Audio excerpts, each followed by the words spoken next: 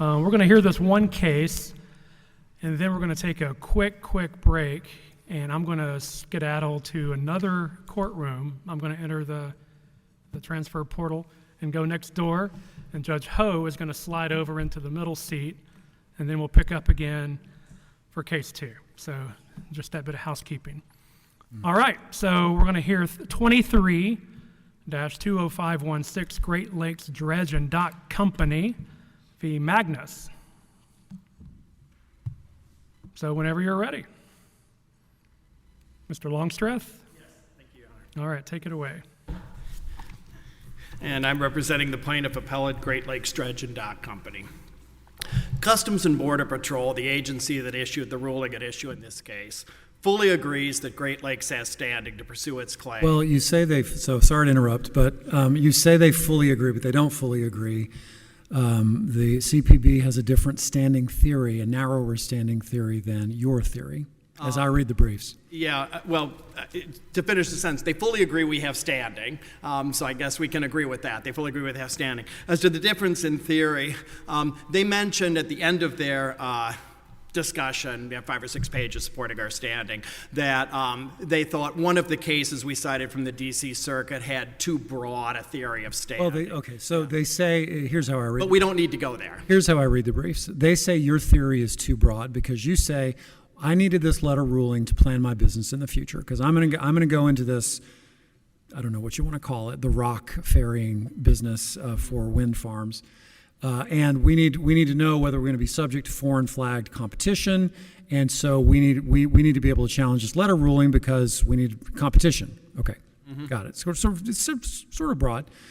As I understand it, the government's theory is narrower, that the ruling letter has sort of precedential effect, I guess. I don't know if that's the right term, in identical transactions, identical cases. So, I mean, is that right? I'm just trying to understand. The parties are all over the place on standing. That's an alternative ground of standing. Well, the government only says that one.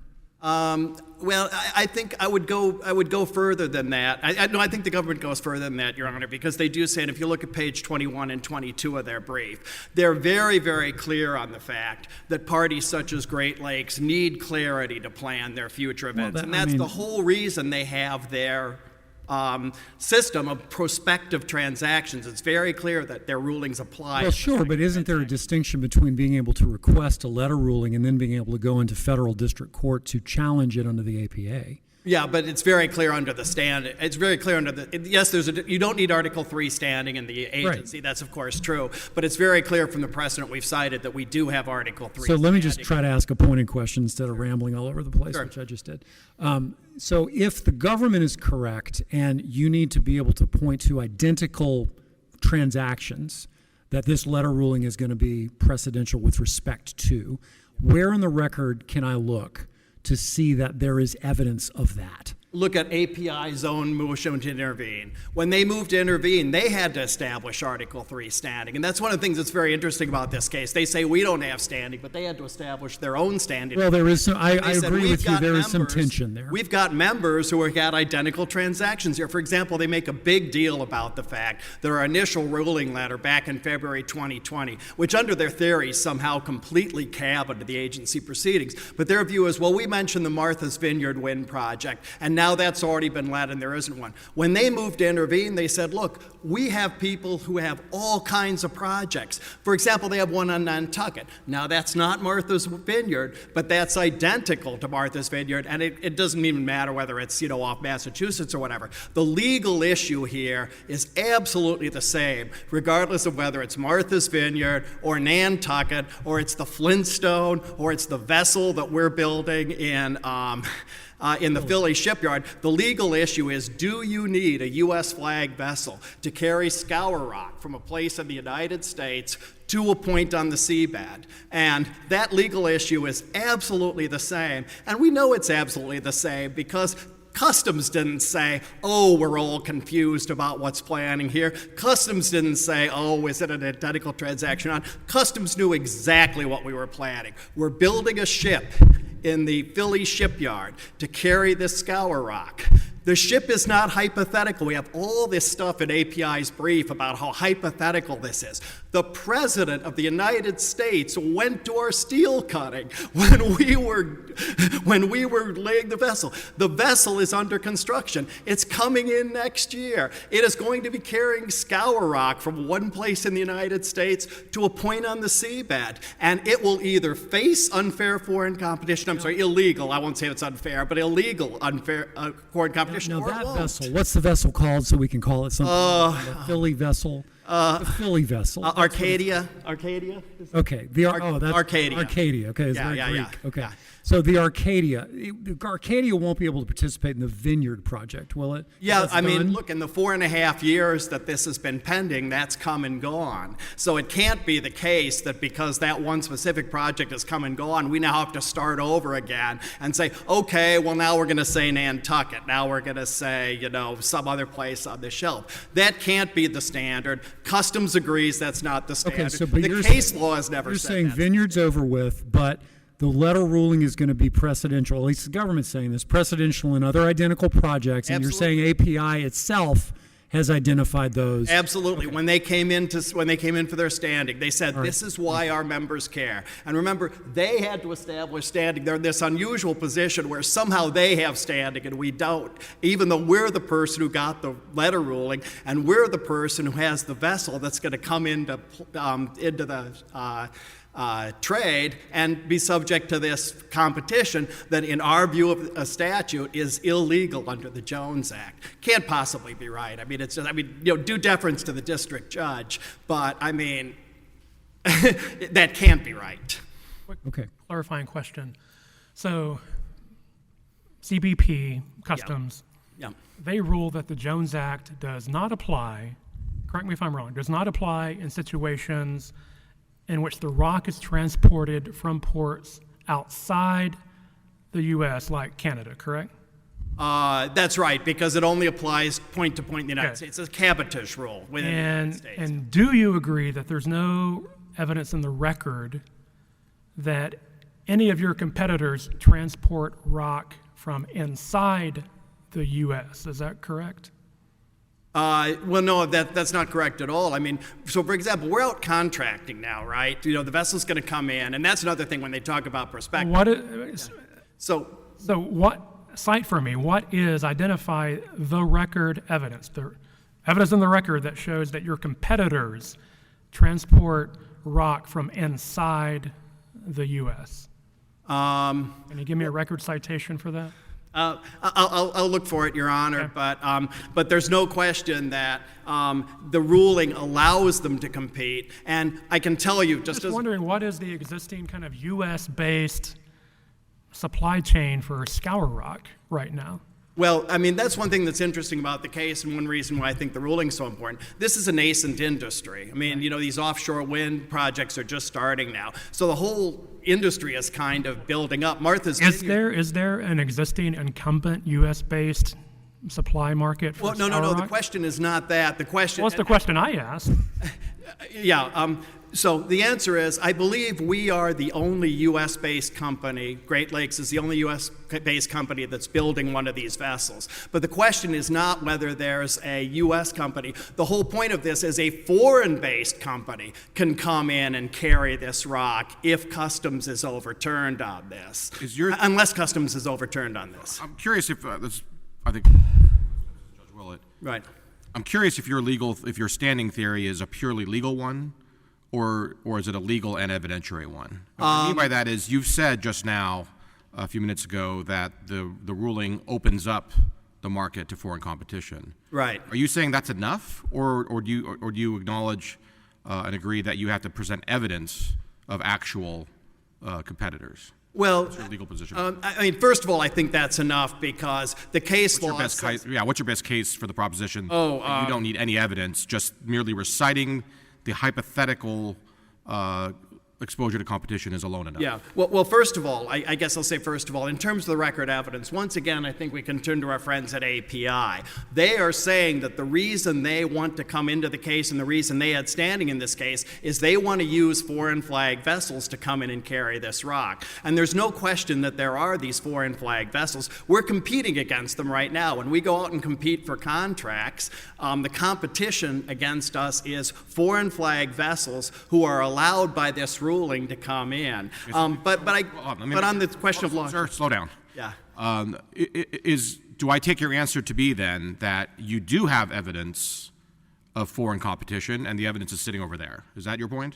That's one of the pieces of evidence. So is the fact that they ruled when they moved in, and they put in a declaration saying we've got people who want to use these foreign flag vessels. I can probably find the citation to that. But if you look at the declaration they filed with their motion to intervene, they say the reason we have standing is we have all these people who want to build these projects, and they want to use foreign flag vessels to come in and use and carry that. And if the customs ruling is overturned, we won't be able to use that, and that will cost us money, and that will destroy the nascent industry. The American Clean Power Association filed an amicus down below, making all of these arguments, putting all of this in, that basically allowing these foreign vessels in, they're there. They want to use them. That's why they have standing. That's why they care, because there are these foreign vessels who are going to come in and compete with us.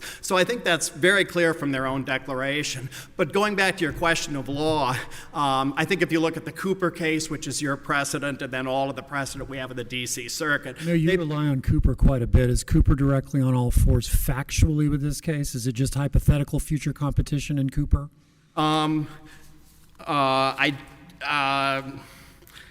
I can't recall for sure, but I do know that there is other precedent from this court that says standing does not require an immediate present harm as long as there is a certain enough prospective harm. And that case is, sorry, I can't find it right now, but there is precedent on that prospective issue. So there's D.C. Circuit precedent in the competitor standing case that is directly on point. That's the EDF case, I think. Hold on for a second, let me, sorry. Well, there are two or three cases we cite from the D.C. Circuit. There's an Environmental Defense Fund case. There are a couple others. I'm not sure we found a Fifth Circuit case in the competitor standing context, but we did find one in other standing contexts that says the harm doesn't have to be present, it can be future. But just hypothetically, if you had a market where the barriers to entry were so high that there was no foreseeable, I realize you don't think that's right. Yeah, exactly. You had no foreseeable competitive threat. It's a purely hypothetical legal one under the issues presented in that case, but but factually there's no. I assume you would concede there's no standing there. Yeah, if there was absolutely no point, but again, there is a fact issue here, not just a legal. Yeah, but it's a fact that's not really disputed because, as I said, API itself in arguing for its own standing, said we have people who will have to pay more if they can't use these foreign flag vessels.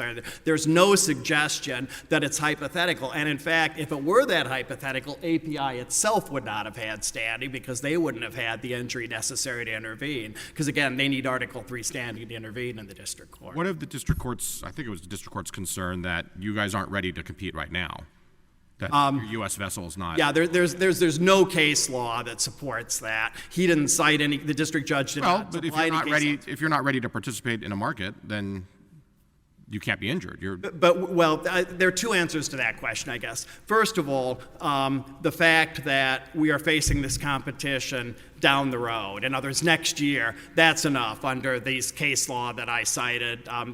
D.C. Circuit in the competitive area, and your precedent otherwise. Second, we are injured now because we are out there competing for contracts right now. How do we know that? Once again, API put it in its brief. We cited reports that we had now let some contracts here, and they cited the fact that we now have contracts because you can't wait. The vessel's going to come next year. You can't wait until it hits the water to start competing for contracts. We've got to do that now. We've got a couple contracts in place. We now have to, under the customs ruling, we have to compete with foreign competitors for those. So we have to, we're facing this competition for those contracts we haven't. So we actually are suffering a present harm right now. But the case law says we don't have to Be be. clear, when we say competition, we mean foreign flagged vessels Right. that would be transporting rock from a U.S. point to the OCS. Right, exactly, because in our view, that's a coastwise movement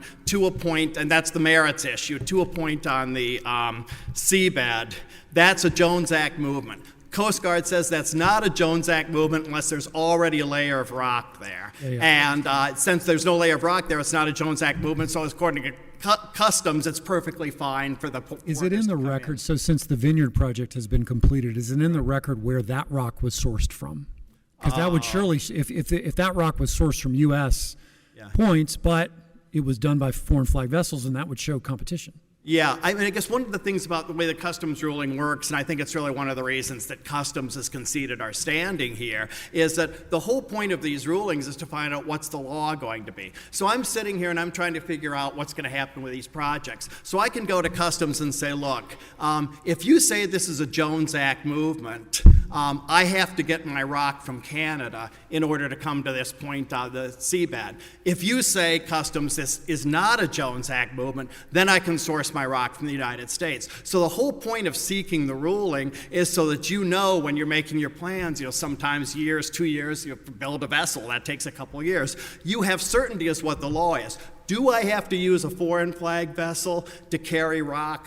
Do I have to use a U.S. flag vessel to carry rock from the United States to the point in the seabed? Or can I use a foreign flag vessel to do that? And if Customs says in the ruling, and it's a pure question of law for them, if they say that you have to use a U.S. flag vessel, then if I'm one of API's members, can say, okay, well then I better get my rock from Canada because I can't use the U.S. So again, it's kind of contingent sometimes. Let me stop you. I'm sorry.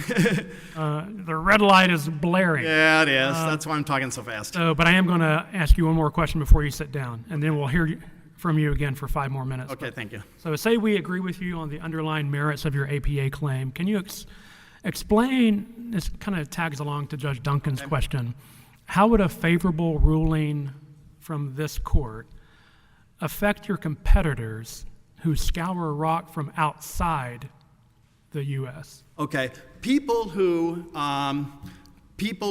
get rock from outside the United States and bring it in would be able to use foreign flag vessels because that's not covered by the Jones Act.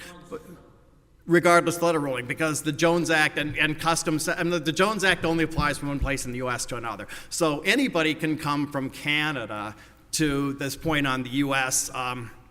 Shore, and this point on the U.S. OCS, the pristine point, as Customs puts it. Anybody can do that now. Nobody argues that's a Jones Act movement because it's coming from Canada to the United States. The only issue, and the issue they care about, and I keep coming back to it, the issue API cares enough about to send these people from D.C. to argue in front of you, is they want to be able to take rock from the U.S. to the seabed with a foreign flag ship. We'll hear you. We've got a declaration. We'll hear more from you on rebuttal. Thank you very much. Feel free to have a seat, and we'll hear from one of those people from D.C., from the Justice Department, Ms. Lopez, whenever you're ready. Thank you. Have to adjust it down a little bit for myself. May it please the court, Carolyn Lopez on behalf of the government. Because of the way this case has come up, we want to make sure to focus on standing, though I'm happy to answer any other questions the court may have. To begin with Judge Duncan's first question about sort of what the daylight is between the standard. So there is, in fact, daylight between the two standards, and I'm very glad that came through in our brief. Under the government's view, there has to be a coastwise capable vessel that will be capable of participating either in the project at issue, in the ruling letter at issue, or in an established market of identical transactions. And we think that's the legal standard. And then to go to Judge Ho's question, that also does require some evidence in the record. And here, again, the government has taken, as I'm sure your honors are familiar, this somewhat unusual stance of saying that there is standing. We think there is enough evidence in the record because of what API has cited, and those particular sites. So we also, would have no objection to a remand to the district court if this court does not agree that there's enough evidence. It's a little odd, I have to say. And I thought your brief was very clear, by the way, on this point, because I was asking myself, all right, how broad is this theory of competitor standing? And then your brief seemed to rein it in somewhat, a good bit. But it is a little odd for the answer to the question, and now I've heard it twice, to be where's the evidence in the summary judgment record for you to point to the other party and say, well, look at what they said. And it's a nice rhetorical point, and I was thinking about that too. It's like, what are they doing in the case if there's no harm to anybody, if there's no competition? But, I mean, can I look anywhere else beyond sort of the representations that the intervener made? The best evidence in the record, which we, of course, scrutinize the record before taking this position before this court, is that evidence brought in by API, and we think that's relevant because they introduced that evidence as relevant to the question of standing before the court. And so there, we think the best evidence is that ROA 132, which is API's motion to intervene, where they identify 4 transactions of their members, which they say will be exactly like the one at issue at the ruling letter. And so that sort of is the identical transactions. And then as to some questions about whether or not there is sort of an existing U.S. scour, a place that U.S. scour can be sourced from, I think that question is actually also answered by evidence that API submitted. For example, at ROA 1789, that's where there's an identification that this Arcadia vessel is already under contract for 2025. So here we're talking about sort of, is it going to be ready for sufficiently imminent things? A contract that would be not permitted if the letter ruling were as it is right now. So I want to be very clear that I actually don't have access to that underlying, it's not part of the record, that underlying contract. So what I don't know is, it answers the question of whether there's sort of an imminent source of U.S. scour. It does not answer the question, and I just don't know from the record. I assume it's sort of confidential and proprietary, and that's why they didn't introduce it, whether that's for sort of to transport that scour material for that second layer of scour material, which the ruling letter says quite clearly the Jones Act does apply to. Do you know if we vacated the letter ruling as they request, is it your position that vacating the letter ruling would have no effect at all on API's ongoing wind farm projects? I mean, I don't know how they would structure those ongoing projects, but vacating the rule, so rather, the only part of the rule, there are sort of multiple parts, so not at issue is the question of whether the Jones Act applies to that second layer of scour.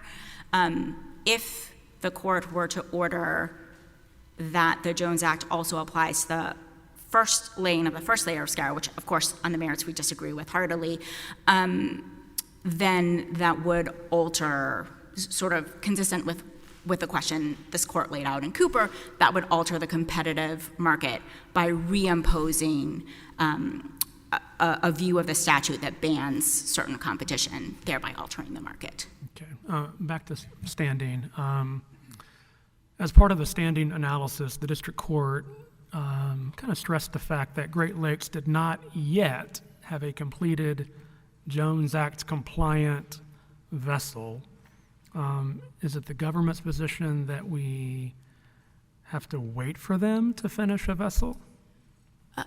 No, Your Honor. The vessel doesn't have to be completed, but the vessel has to be completed at the time the case first comes before the district court, but it has to be, the record has to indicate that the coastwise vessel will be capable of competing for the sort of sufficiently imminent transaction in an established market. And so that, in our brief, we talked about, there are sort of there's a pair of DC Circuit cases, so we think this falls into sort of the autolog bucket, which in autolog, the DC Circuit said there is this booming existing market that's been captured by foreign vessels.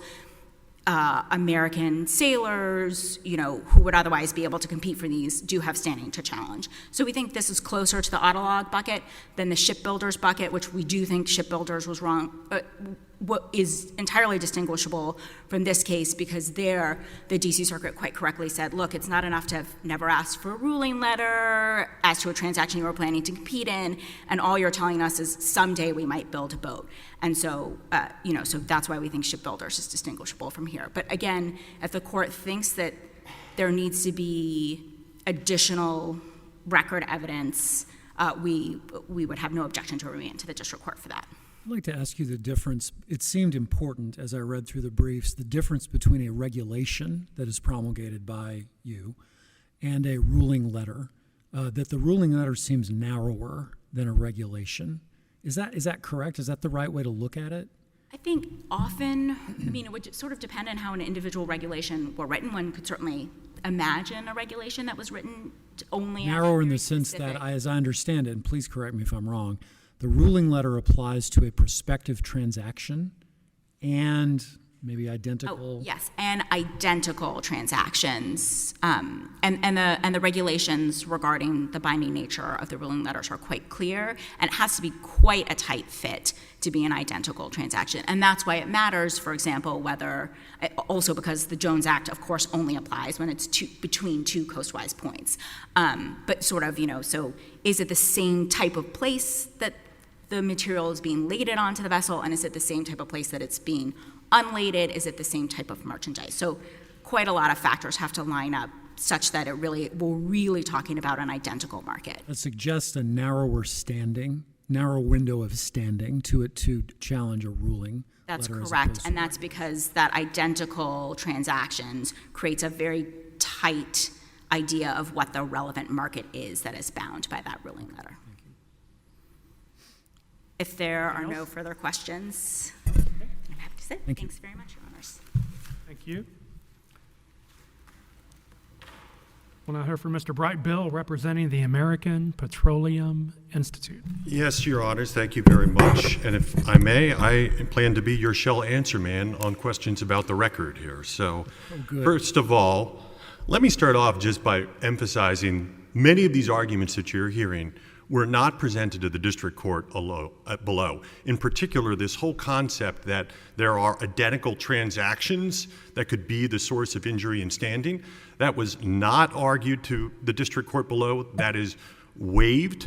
And it is very clearly established in this court's precedent that you can waive arguments in favor of jurisdiction because this court recognizes the district courts are busy. They got a lot to do, and it's not normally this court's province to give litigants who didn't make their arguments below get out of jail free cards to go back and do it over again. So with that started, let me start with this issue of what AP... It would have been the government that made the identical point. Yeah, and Great Lakes never made it. Right. It would have been the government below. Right. That's right, but the government never made it below. Great Lakes never made it below. That whole theory of standing is completely waived and forfeited below. What was the theory of standing then below?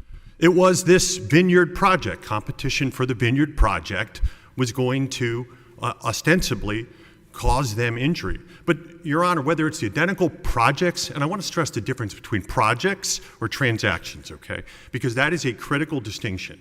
Yes, API has member affiliates who are doing similar projects to the Vineyard Wind. There is no record in this evidence, or there's no evidence in this record, that any competitor has ever in the past, is now in the present, or is imminently in the future going to transport scour protection rock from the United States to the U.S. Outer Continental Shelf. And in fact, Great Lakes, in its own investor statements, has bragged they're going to be the first, that they are creating the first U.S. supply chain for that purpose. And that is in the record at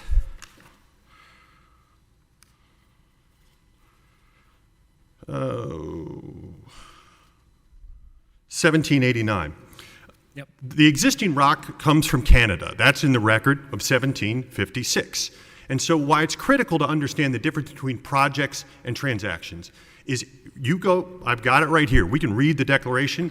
You will not find any statement in in the declaration or otherwise that any API affiliates are engaging in identical transactions, i.e., that are trying to transport the unlawful transaction, in their view, of rock from the United States to the Outer Continental Shelf. It's not happening. It is not in this record. What they stated was that at the point of intervention, and by the way, it is not the law of the circuit nor any circuit that a defendant intervener needs to have independent standing to intervene. That's a misstep out of the blocks. But in terms of the interest was based on the fact that their complaint, and we can pull out their complaint and we can look at their prayer for relief and look at that at 19 of the record, was far broader. It sought a declaration that the Jones Act prohibits the transportation of scour rock to the seabed of the OCS by a non-coastwide qualified vessel, whether or not there is already a first layer of rock attached to the seabed. Full stop. They came in seeking for a declaration that only coastwise qualified vessels could transport rock to the Outer Continental Shelf. And that unquestionably would have been a massive transformation of the law, which they've now walked away from. They also walked away from it in their opening brief. And it would have actually prohibited what is actually going on the Outer Continental Shelf, which is the lawful transportation, lawful by everyone's acknowledgement now, of rock from Canada to the Outer Continental Shelf. That's what's in the records, Your Honor. Now, with respect to the case law, there's been a lot of debate about the case law. I don't think it's actually that hard. I think you can just go through every single one of these cases and you will see a distinction, a clear distinction.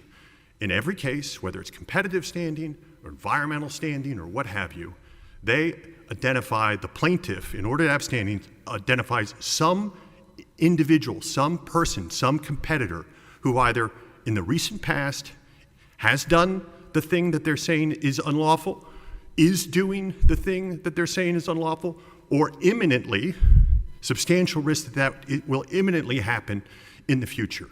There are specific factual showings as to the competitors, and I noted the cases actually that they were referring to in their argument. The Cooper case, there in the Cooper case, you had out-of-state competitors who were in active competition for 20 years because the law preventing out-of-state competitors had been enjoined 20 years ago. And so now, and there was rampant out-of-state competition going on in the state of Texas. Why can't they point to you and your members? I take your point that intervener defendants don't have to have standing. It's more of a plaintiff thing. Yeah. But why can't they nevertheless use your facts? Because the only thing that they can point to, because it's the only thing that's going on, is that API members are engaged in similar projects, i.e. wind farm projects, but they are using rock from Canada. They don't have a declaration because it's not going on. They don't have any evidence that any other competitor is out there transporting rock from the United States to the Outer Continental Shelf. That is the specific transaction or form of transaction that they have said violates the Jones Act. Their complaint was broader. When we go and look at your declarations that they're pointing to, and I believe Ms. Lopez pointed to 4 particular projects or transactions, will we be able to tell from the record that none of that activity involves scour rock transported from the U.S. to the OCS? Our declarations say the following injury. They do not address that question. What addresses that question in the record is Great Lakes' own admission that there is no U.S. rock supply chain, that they're in the process of creating the first and only, sometime speculatively in the future, if that ever comes together, given how the economics of the wind industry have changed and cancellation of projects. What we have said specifically, and this is the penultimate sentence at 252 to 253 of the record, if the supply of vessels eligible to transport scour protection materials to the Outer Continental Shelf were limited to the single vessel under construction by Great Lakes Dredge and Docks, these and other planned wind projects could become either uneconomic or logistically impossible to compete.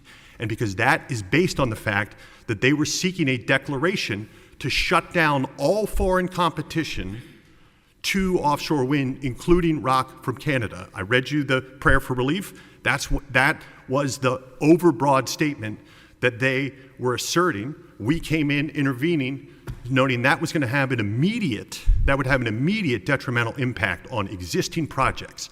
There is no evidence in this record that granting the relief that they request, a ruling on their hypothetical that maybe somehow someday, if foreign competitors want to start taking rock from the United States directly to the Outer Continental Shelf, that's their specific theory of unlawfulness. That is what they need to demonstrate with evidence, and didn't demonstrate with evidence is happening, and the evidence is actually to the contrary.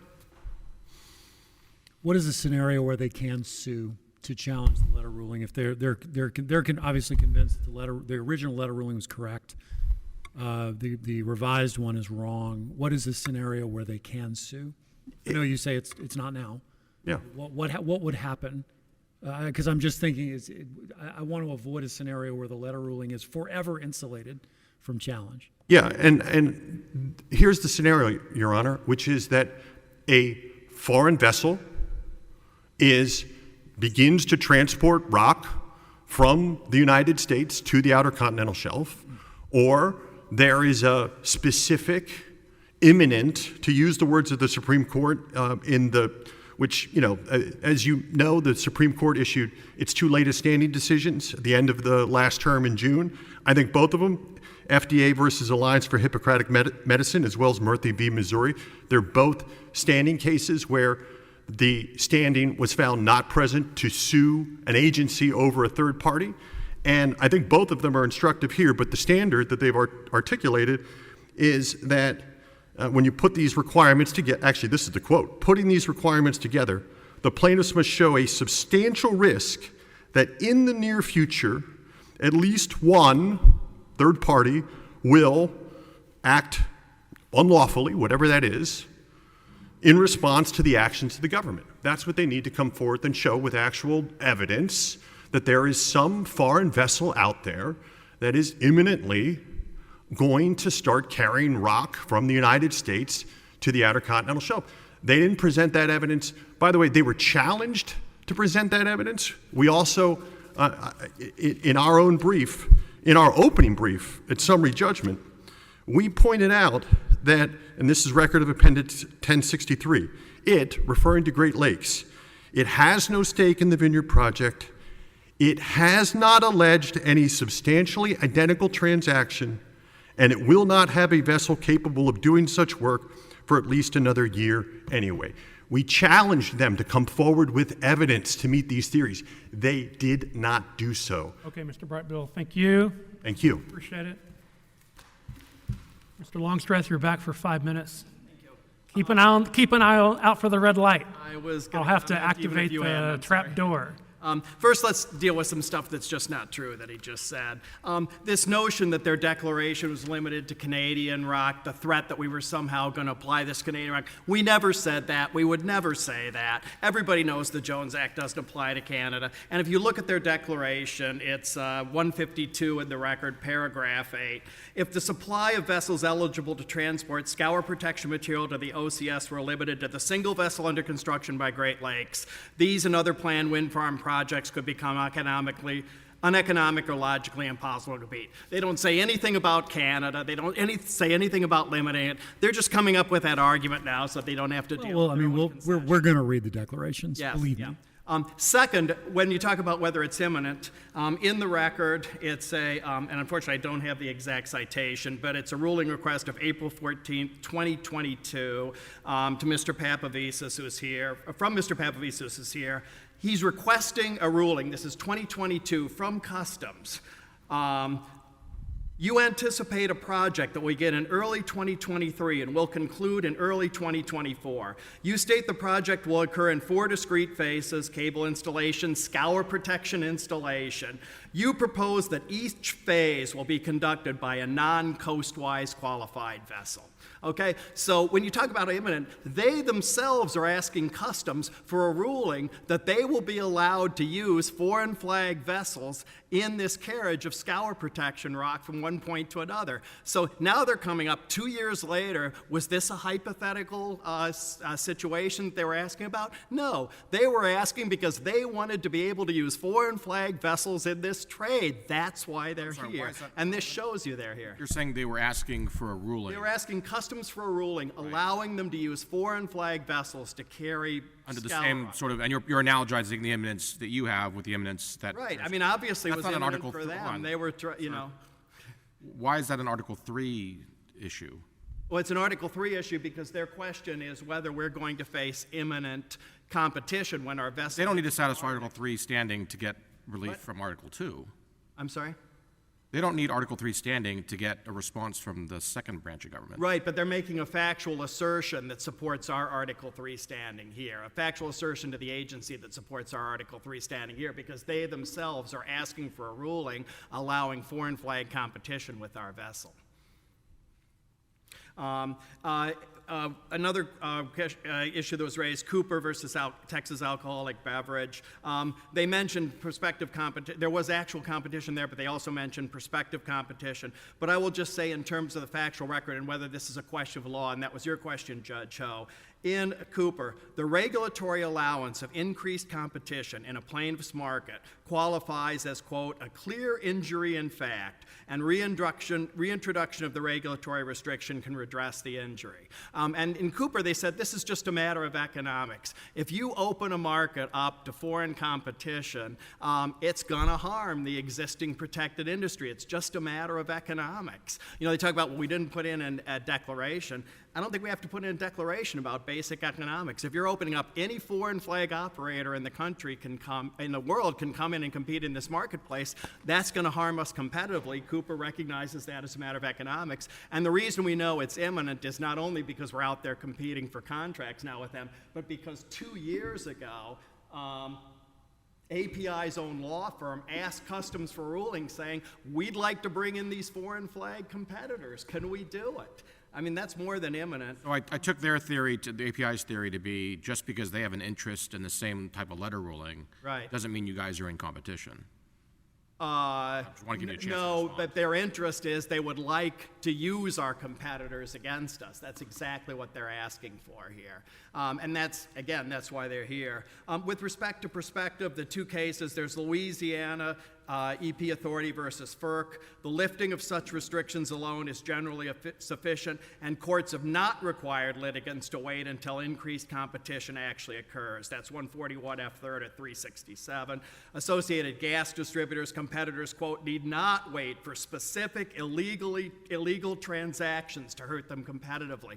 We heard a lot from my friend about transactions and projects, whatever that means. Specifically, this DC Circuit precedent. I understand it's not your court, but I don't think this is a case to create a circuit split on. Competitors need not wait for specific allegedly illegal transactions to hurt them competitively. Absolutely clear, and then your own precedent that I finally found, Barber v. Bryant. Future injuries can provide the basis for standing when they're certainly impending and therefore constitute injury in fact. Okay, Our vessel is we coming appreciate it. certainly impending. Thank you. The case is submitted. We're going to take a brief recess, and then two of the panel will be back. Thank you all so much.